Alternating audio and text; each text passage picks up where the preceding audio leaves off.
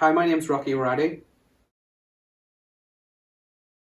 I'm a producer, mixer, engineer, musician, writer, and lots of other things here at Start Together Studio in Belfast. I've been doing all of this, like music in general, for uh, 20, just past 20 years. I left school 20 years ago, and I was doing it before then, like I think everybody is. So, I think I probably wrote my first song when I was 9 or 10, started trying to play guitar, then learning how to play drums, then learning how to make things sound good. So I was mixing concerts when I was 15, 16, and then left school and went straight into that. Started touring around Europe with a few bands, mixing tours, working in the Limelight, working in the Empire, and that led to being in the studio a couple of times with a couple of bands I worked with. I went to Germany for a few weeks when I was 18 and watched a producer putting together like a hip hop album, and that was really interesting. It was the first time I'd seen, live performances of drum kits and guitars put together with, hip hop samples and then analog synths, which was mind blowing. And from there, it was just a natural progression. I started recording bands in and around. The music scene in Belfast, and started a band myself, and then from there I just sort of disappeared into like full-time music, although it's always been full-time music, I guess.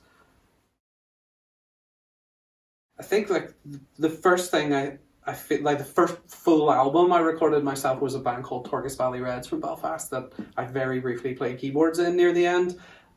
I recorded that band. I just loved their music. I was helping them do live shows and stuff, and then said to them, do you want to come in and try doing this? We recorded 3 or 4 songs, and those songs turned in then to 10 songs on an album, and it is out there on the internet. I'm really proud of it. It sounds terrible in places. It sounds really, but it just sounds so at the time. I love the songs. I love the ambition of the band in terms of their melodies and their parts, and I learned so much about production through that album, and then it led to so much other stuff off the back. So I think I'll always feel good about it.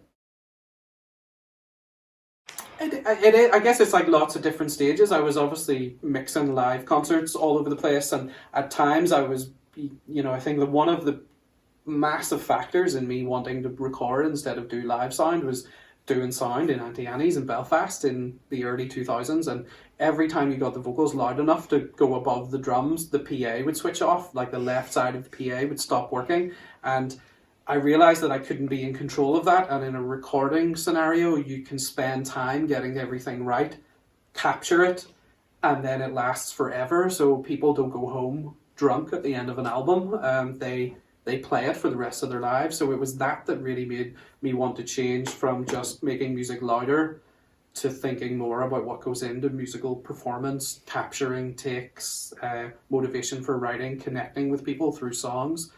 And it just felt like a much bigger picture. So it was that, and it was kind of a natural drift from one to the other. 1 minute I was working 7 nights a week, doing concerts and gigs, just mixing bands, and then over the course of maybe a year, that number was going down to like 2 nights a week I was doing that, and 5 days a week I was recording, and then I haven't thankfully ruined a live sound gig in about 10 years. Many actually, from right from before I knew what a producer was. When I was a kid and I was listening to Nirvana and I loved it, and then when I heard the Pixies when I was 12, and I was like, I don't like this. Why do I not like this? And then I realized it was production values, and then the older I got, the more I loved looking into that. So there were many people that I really was motivated by and excited by, and went and found out lots about them and how they did things. Countless hours searching, techniques and approaches. I traveled like extensively to get into the studios that some albums were made in, and just I've learned so much from lots of different people and their approaches. And I think like I could name lots of people. One person that I think has been really important for me at a strange time is a producer called Mark Trombino, who worked on some of my all-time favorite rock albums. He was in an amazing band himself. He was involved in all this incredible weird, twisted music that was coming out from like a group of friends, and it just felt like he was the producer for me that transitioned from all this strange electronic music that I really liked, but I also really like 3 minute like rock pop songs, and he can put those together and make and he made like Bleed American by Jimmy Eat World and Clarity, two albums, especially Bleed American, which we'll probably just talk about for the rest of this interview. Like that was the album that put me on a plane to California and had me stay there for 5 or 6 weeks while I just tried to find out as much as I possibly could about that. And still to this day, playing that album makes me feel the same way. Advice for people wanting to start or to be self-sufficient in recording, it starts simple. Start with the core principles of what capturing, if we want to focus on drums, capture what drums are. So within a drum kit, you have the overall picture of the drum kit. The most important things about that are the room that it's in and how that sounds, the drum kit and how that sounds, and how does the drummer play. What are you trying to play? Think about those things, make the right choices for those, and from there, and that involves, this was going to sound simple, it's going to take you like 10 years, but you pick the right spot in the right room for the sound that you want to capture, set up the right type of drum kit. So if you want a big bass drum sound, get a big bass drum, and so on for all the drums, and then set them up properly, tune them properly, make sure that the interaction between all the drums is healthy. If you're hitting your rack tom and your snare drum is buzzing, or worse, if you're hitting your kick drum and your snare drum is buzzing and it's louder than your kick drum, that's in your recording and there's very little you can do about it. So get everything right at the source. Learn to play, really, learn to play as well as you need to play to be perfect for the track. So that doesn't mean be on a click track. It doesn't mean have everything thought out. It can be open and free if that's what it needs, but make sure you are able to do that thing. And from there, then you just start adding microphones. And the more microphones you add, the more potential problems you may have. But if you do it in an organic way, knowing what each microphone you introduce is doing and why it's there, then you'll know why you're picking the third and fourth and fifth and sixth and all the way down to 20 whatever microphones you may end up recording. It's about capturing an overall picture, but at the same time focusing in on individual elements. So the bass drum plays a part in a drum kit, a snare drum plays an important part. What is the part that the toms play? Are you on the hi-hats quite a lot? Is it intricate and quiet? Do you need to focus on that? Or is it just a stereo overhead to capture everything that's happening above the kit? It changes, but I think you need to understand why you're making those choices. Don't just blindly spend lots of money and be upset if it doesn't work.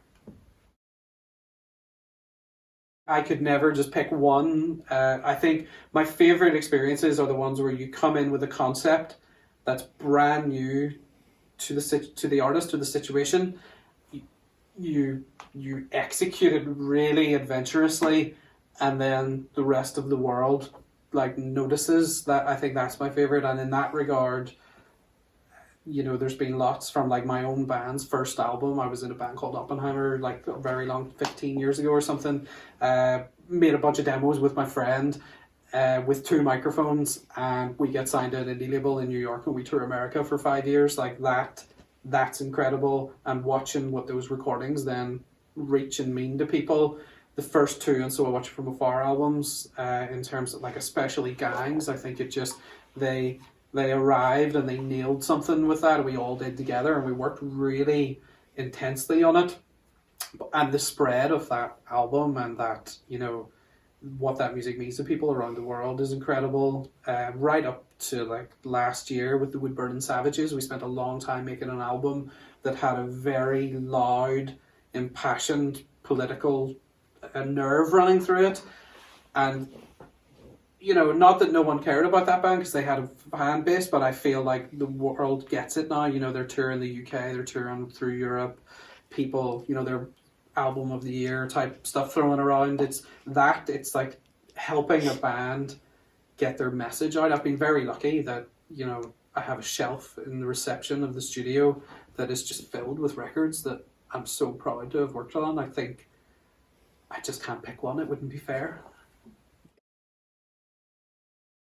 The song Beautiful Universe Master Champion by And So I Watch You From Afar, which is the first track off Gangs, starts with a big floor tom build, and it's just happening. It's not a build even, it's just a floor tom groove, and it's happening, and you're into it. And there's a point about maybe like a minute and 50 seconds or more into the tune where there's just a snare hit and it starts the beat, and that moment where that snare hits for the first time and then the like straight beat starts is just one of the most like pleasing, happy moments I've ever had in production. It's just, we worked it, recorded in this live room with a pair of mics in the wood room next door, really distorted, really compressed, and when it hits, it just blows open. That's like an amazing moment. There's a track that I just recorded really recently called Lucifer by a band called Queen Z from Liverpool, and that starts with a drum intro where we put the drums through a bass amp in front of the kit, so the low end in the room is just absolutely rumbling. I absolutely love the sound of that. But there's so many. I think now I'm searching my mind for those drum sounds. I think for me, a lot of my favourite sounds are the ones where you can really hear the room, where you can really hear rooms working. So maybe some stuff from the Ex Magician album, Scan the Blue. There's some really unusual drum sounds in there where we did Glyn John setups on kits, and then we ran them through Spring Reverbs, or we played them out into the stairwell to capture stuff. There's some really interesting open stuff there. Good drum sounds and good drum performances are just so key. I think you can, I would hate to approach this negatively. It's really difficult if a drum performance or drum sound isn't what it needs to be to make a record feel real. I think you can almost hide any other things apart from drums and vocals. I think, drums are energy, they're aggression, they can be subtle and mood building. And I think it's, when I was talking about the different parts of a drum kit, it's a bass drum at the lowest frequency all the way up to the cymbals. It goes the whole way through the mix in terms of frequency. It's panned quite wide usually, so it's everywhere. The drums are the foundation that all of the other pieces of a record sit into. There are spaces between the drum sounds to fill with all of the other stuff. So it just has the importance for that reason. It's that thing. It's loud. It's aggressive. It's rhythmic. So it's for locking in people's attention.